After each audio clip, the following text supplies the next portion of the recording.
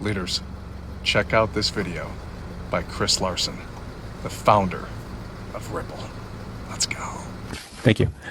So I'm Chris Larsen. I'm the CEO and co-founder of Ripple Labs. Ripple Labs is a software company based in San Francisco. We're at just over 100 employees today. About 2/3 of those are engineers. And we're trying to bring together a combination of technologists with deep experience in cryptography, with financial experts that understand the basic plumbing of our global financial system, as well as regulators. We just added Gene Sperling recently to our board, used to be the chief economics advisor under both Presidents Clinton and Obama. And so what we see that's important about this technology, this distributed ledger technology, isn't so much that there's a creation of a new currency for the world. We actually don't think the world needs a new currency, has plenty of currencies. We think the big problem is moving those currencies around efficiently, either globally or even domestically. So if you look at the way money moves today, we have really a series of closed loop systems. The U.S. system is actually not connected to the European system or Australia's system or China's system. And the only way that those value or payment systems talk to each other is through fairly antiquated technology and processes like correspondent banking, for example. So the problem with that is, I can literally send a package to Europe faster than I can send money there. So our current value exchange system is very slow, 2+ days minimum.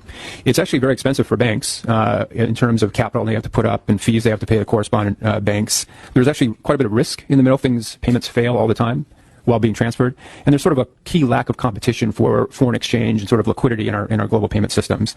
So what we see these technologies for being important today is addressing that need of banks to move value internationally and domestically. So we actually don't think today there's a particularly strong consumer or merchant value proposition. We think there absolutely will be, but we think right now these technologies can actually serve banks as sort of a key missing settlement infrastructure at the bottom of the payment stack. So leaving alone the application layer that banks use, the custodian of asset layer that banks provide, and even the rule setting that NACHA and SEPA in Europe provide today. This would really just address allowing value to settle in seconds instead of days, without the need of banks using an intermediary like a correspondent bank.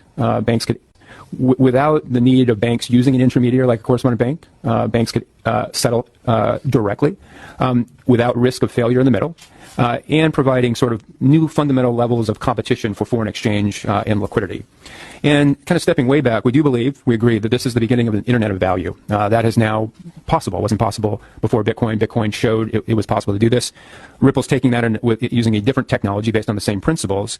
But the key thing is we think just like the early days of the internet of knowledge, going back 20 years ago, that internet would not have value unless you got the key custodians of knowledge on board, the universities, the research facilities, think ARPANET, Stanford.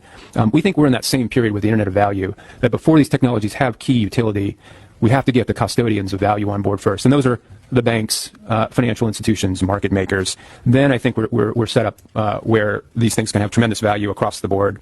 And so again, the value these things bring are speed of payments, seconds from days, the ability to correspond directly bank to bank, with much less counterparty risk in process, and with fundamentally more competition for foreign exchange and liquidity for those institutions, which will trickle down to the businesses and consumers that use those institutions. And I'm happy to answer any other questions about